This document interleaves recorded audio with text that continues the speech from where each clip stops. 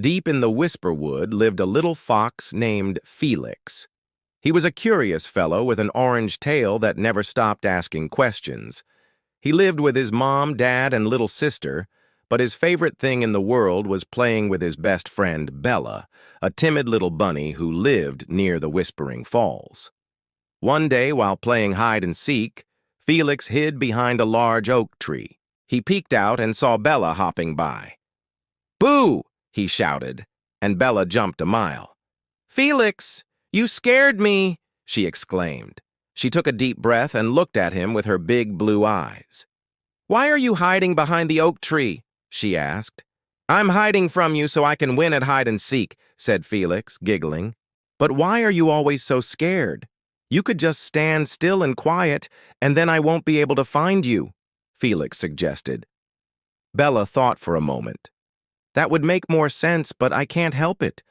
You see, I feel scared all the time. It makes me jumpy." Felix didn't know what to say.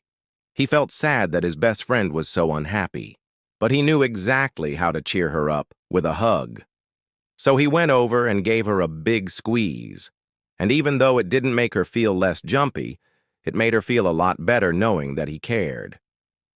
After playing for a while longer, it was time for Bella to go home. "See you tomorrow, Felix," she said. "Okay, see you tomorrow, Bella," replied Felix. As soon as Bella was out of sight, Felix dashed off to tell his mom everything that had happened. His mom listened patiently to every word.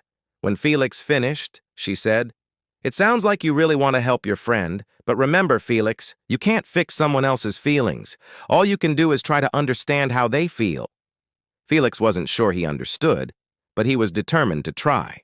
The next day, when he went to play with Bella, he remembered what his mom had told him.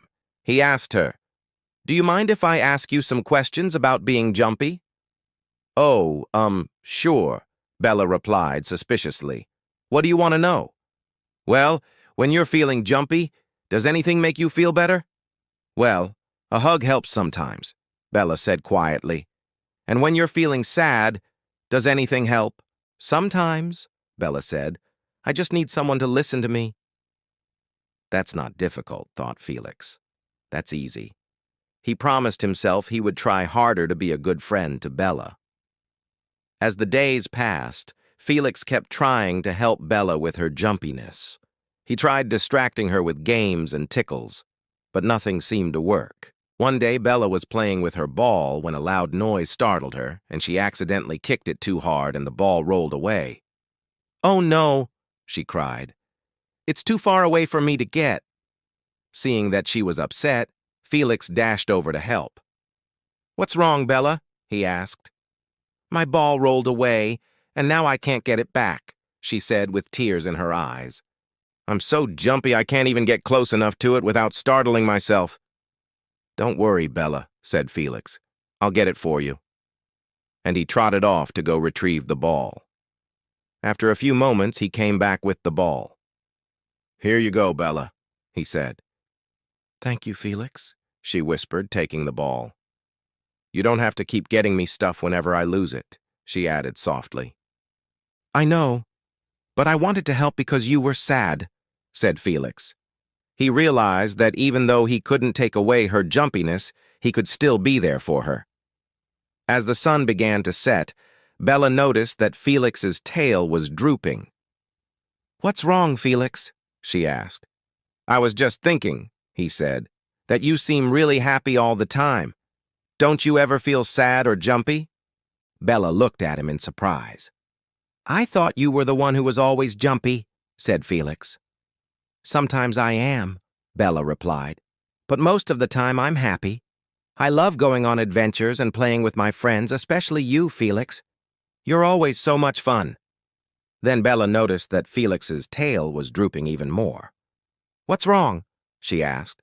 "Well," he said, "my dad told me that being curious is one of the best things about being a fox, but I don't really think it is. If I ask too many questions, my family gets annoyed.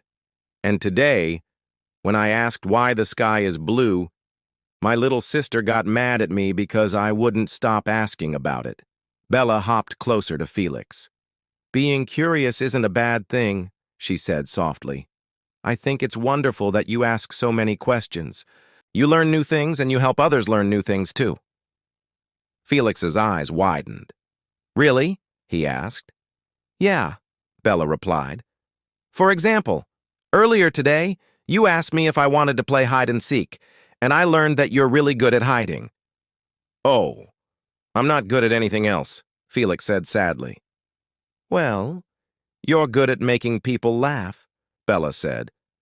And you're really brave too. Remember when we were playing by the Whispering Falls and a grumpy badger approached us? You stood in front of me to protect me even though you were scared yourself. Felix thought for a moment. He did remember that day. He had been so scared of the badger that he had started to shake, but he had stood his ground anyway because he didn't want anything bad to happen to Bella. Just then, the badger appeared from behind the tree. Hey, you two, he said gruffly. What are you doing here? We were just playing, stammered Felix. Is there a problem, Mr. Badger? Asked Bella. These woods are dangerous, the badger snapped. A young fox and a small bunny like you shouldn't be playing here. You're lucky I didn't hurt you. We won't play here again, said Felix. The badger grunted and shuffled off. See you later, called Felix after him. Once he was gone, Bella turned to Felix. You were so brave standing up to him, Felix, she said. Thanks, Bella, he replied. But I only stood up to him because I was scared that he would hurt you. I would do anything to protect you, Bella. Oh, Felix, she said softly, nuzzling against him. You're the best friend a bunny could ask for. From that day on, Bella and Felix continued to support each other through thick and thin.